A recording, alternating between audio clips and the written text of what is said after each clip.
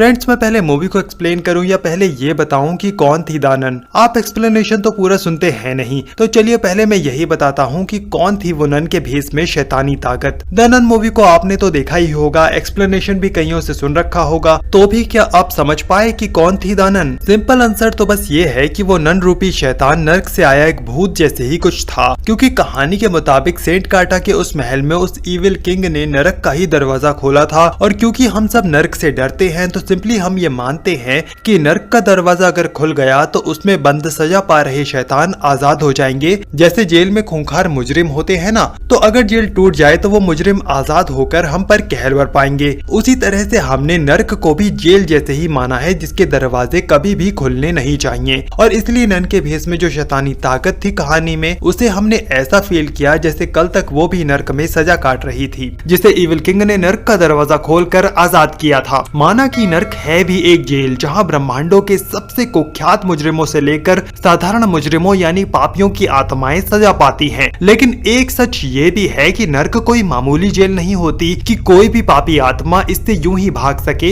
या इसके बाहर जा सके, बल्कि सच तो ये है कि ब्रह्मांडों की उस जेल में यानी नर्क में जिस पापी की आत्मा को भेजा जाता है वो वहाँ से सजा का वक्त पूरा होने तक भाग नहीं सकती, क्योंकि वहाँ गार्ड्स बहुत तगड़े हैं। नर्क के बाहर सिर्फ इस जेल के गार्ड्स यानी सिर्फ यम के दूतों को ही आने जाने की इजाजत होती है। इसलिए अगर उस इविल किंग ने जिस दरवाजे को खोला था उसे नर्क का दरवाजा अगर हम मान ले, तो नन के भेष में वो शैतान नर्क की कोई कैदी आत्मा नहीं हो सकती, क्योंकि नर्क की कैदी आत्माएं अपनी सजा पूरी किए बिना नर्क के बाहर आ ही नहीं सकती। इसलिए वो नन शैतान अगर नर्क से आया है तो वो यकीनन नर्क का कोई गार्ड ही रहा होगा। और गुस्से में वो इसलिए है क्योंकि जिस ताकतवर जादू से उसे इस दुनिया में लाया गया वो उसे नर्क में वापस लौट जाने नहीं देता। वो शैतान अगर उस दरवाजे में घुस भी जाए तो भी वो जादू उसे दरवाजे के अंदर ही पकड़े रहता है। और वो नन शैतान नर्क का कोई गार्ड है, कहानी में इसे साबित करने वाले कुछ फैक्ट्स मौजूद हैं। जैसे कि द नन मूवी की कहानी के एंड में हमने देखा कि वो नर्क का दरवाजा महल के जिस हिस्से में था वहाँ पानी भर गया था। नर्क यूं तो बड़ी तपती हुई जगह होती है फ्रेंड्स, लेकिन कहा जाता है कि पाताल में ये पानी के ऊपर ही बसी हुई दुनिया है। और क्योंकि ये नन शैतान एक नर्क का गार्ड है तो इसे आत्माओं को बंधक बना के रखना ही आता है, लेकिन खुद जिंदा लोगों की दुनिया में फंसा होने से ये खफा है।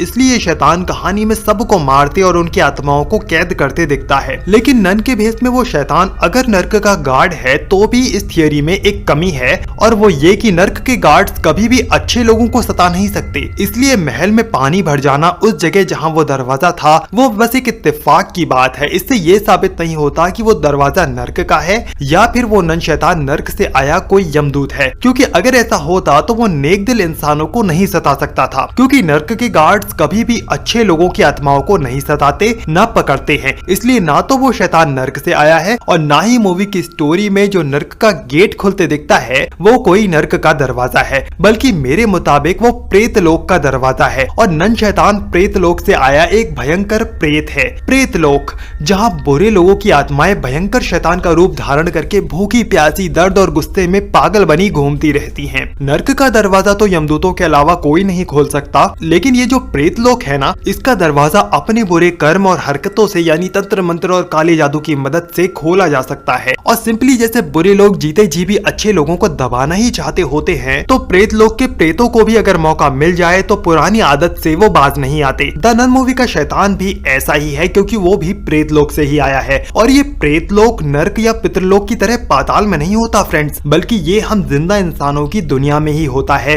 पर नजर नहीं आता। और कोई दिक्कत भी इन प्रेतों से हमें तब तक नहीं होती जब तक गलत हरकतें करके उस इविल राजा के जैसे हम प्रेतों की इस दुनिया को नहीं छेड़ते हैं तो। और अगर छेड़ बैठते हैं तो इस रूहानी दुनिया और हमारे बीच में जो दरवाजे हैं वो खुल जाते हैं और फिर डरावने सपने वाकई में हकीकत बन जाते हैं। ये कोई फिल्मी बात नहीं है, कई लोगों के एक्सपीरियंसेस भी इसकी गवाही देते हैं। फ्रेंड्स, नर्क वो जेल है जहाँ बुरे लोग सजा पाते हैं, तो प्रेत लोग बुरे लोगों की आत्माओं के लिए दर्द भरा एक वेटिंग रूम है उनका फैसला आने तक। नर्क से तो नहीं, पर इस वेटिंग रूम से थोड़ी देर के लिए कोई पापी की भयंकर शैतान जैसी दिखने वाली आत्मा भागकर उसके पास आ सकती है जो उसे बुलाता है। पर ध्यान देने वाली बात यह है कि उस आत्मा के पास देने और खुद पाने के लिए दर्द और बुरी यादों के अलावा कुछ भी नहीं होता। भगवान के रूप की कल्पना इतनी निर्मल इसलिए होती है फ्रेंड्स, क्योंकि वो सुख और अच्छी यादें हमें देने वाले होते हैं। और शैतान के रूप की कल्पना इतनी भीषण इसलिए है क्योंकि वो दुख ही पाता है, दुख ही देता है। है। इसलिए लास्ट कंक्लूजन ये है कि नन मूवी की वो शैतानी शख्सियत दरअसल प्रेत लोक से आया हुआ कोई शैतान है।